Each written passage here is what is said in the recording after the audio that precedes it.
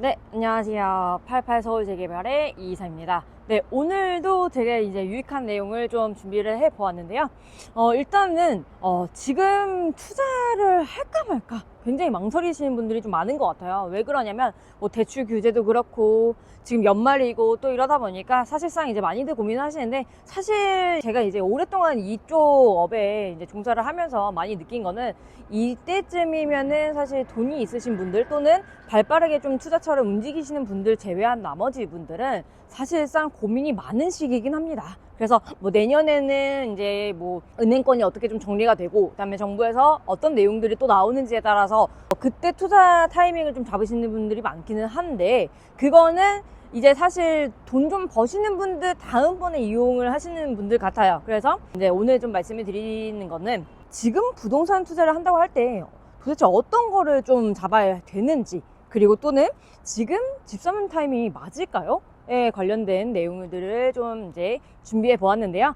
좀 말씀드리자면은, 자, 부동산 투자에는 일단은 뭐 아파트 투자가 있을 거고, 뭐 빌라 투자가 있을 거고, 상가 투자, 뭐 오피스텔, 뭐 이렇게 빌딩 등등등 이렇게 좀 있는데, 이 중에서도 지금 시기는 어떤 걸 좀 잡아야 되는지가 좀 가장 중요할 것 같아요. 그래서 제가 말씀드리고 싶은 거는, 현재 시장을 조금 이제 전반적으로 봤었을 때 지금은 대출 규제로 많은 분들이 고민을 하고 있어요. 제가 앞서 초반에 말씀드렸던 것처럼 이 대출 관련된 내용들 때문에 이 내가 갖고 있는 자금을 다 이용을 해서 수익 구조를 낼 건지, 아니면 레버리지를 이용을 해서 이제 이 수익 구조를 낼 건지, 이 차이라고 좀 보시면 될 것 같은데, 사실 대출 규제를 지금 영향을 받지 않는 것도 있습니다.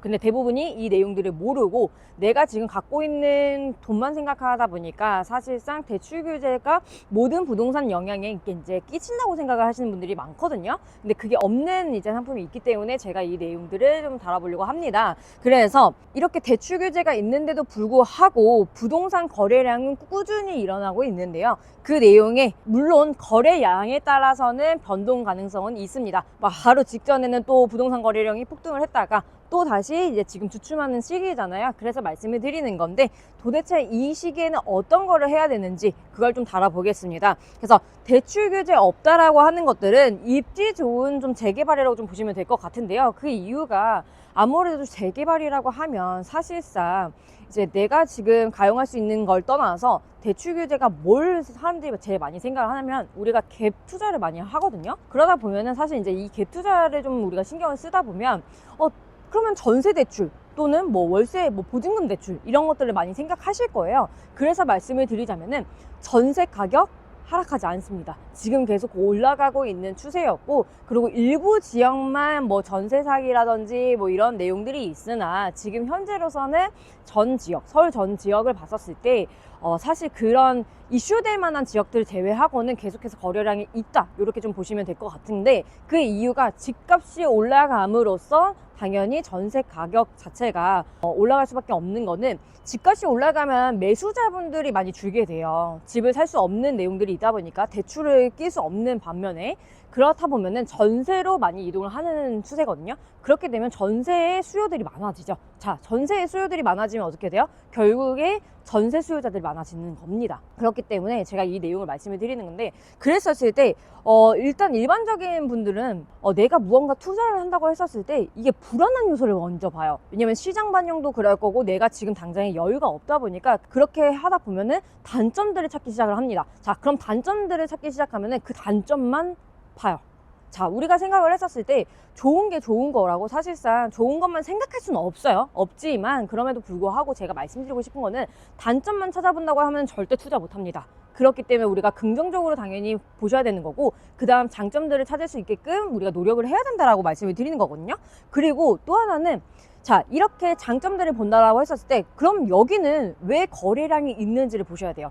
자, 무슨 뜻이냐면은, 단점을 찾을 게 아니라 우리가 이제 장점을 찾는다고 말씀을 드렸는데, 거기에서 이 장점에는 분명 거래량이 있는 지역들이 장점들이 많습니다. 왜냐? 그만큼 거래량이 늘어나고 있기 때문에 말씀을 드리는 건데, 그랬을 때 장점을 좀 더 긍정적으로 보고 투자를 해야 된다고 말씀을 드리는 거거든요. 그래서 일반적인 많은 분들은 대부분 처음 투자하시는 분들이 좀 많잖아요. 왜냐면 부동산이라고 하면 사실상 금액도 크고 또는 내가 이제 안정성이 확보되지 않았다라고 좀 생각을 하는 경우가 많아요. 왜냐면 뭐 금액이라든지 아니면은 이제 사회에서 나오는 이제 이슈화 내용들, 뉴스를 보면은 이슈화 되는 내용들 때문에 단점들을 많이 보시게 되는데, 그렇게 되면 투자를 못 한다고 제가 좀 전에 말씀을 드렸잖아요. 그렇듯이 우리가 이 전체적인 이 타이밍을 잡는다고 하면은 사실 입지 좋은 곳들은 계속 거래량이 납니다. 근데 무조건 입지만 보느냐? 그건 아니고요. 추후 개발 가능성이 있는 지역을 같이 보셔야 된다고 제가 말씀을 드리는 겁니다. 자, 그럼 오늘 결론적으로 좀 말씀을 드리자면은, 지금 이 시기에는 부동산 투자를 할까 말까? 라고 했었을 때 내가 그럼에도 불구하고 해야 돼 라고 하시는 분들이 있잖아요. 그런데 그 안에서 내가 좀 더 안정성을 가지고 투자를 한다라고 하면은 사실상 소액으로 또 들어갈 수 있는 곳들이 재개발 투자밖에 없습니다. 그리고 지금 재개발 호재가 굉장히 많이 넘쳐나고 있고, 그 다음에 이 재개발 구역 내에서도 앞으로 개발 가능성이 그 주변에 있는지 또 보셔야 되는 거고요. 또 하나는 거래량이 지금 하고 있는지가 중요해요. 제가 기존에 이제 현장들을 좀 말씀을 드렸을 때 뭐 도림동이라든지 자양동이라든지 뭐 용답동이라든지 지금 청량리 전농동이라든지 이렇게 보시면은 거래량이 꾸준히 있는 곳들이에요. 그 이유는 개발 가능성이 확보되어 있고 그 주변 시세의 아파트 가격도 이미 상승 거래량이 있기 때문에 말씀을 드리는 겁니다. 그래서 지금 현재 안정적으로 투자를 하시려고 한다고 하면은 입지가 좋은 재개발 투자를 하시는 거고, 거기서 내가 소액 투자를 할 수 있는 신축 물건들을 저는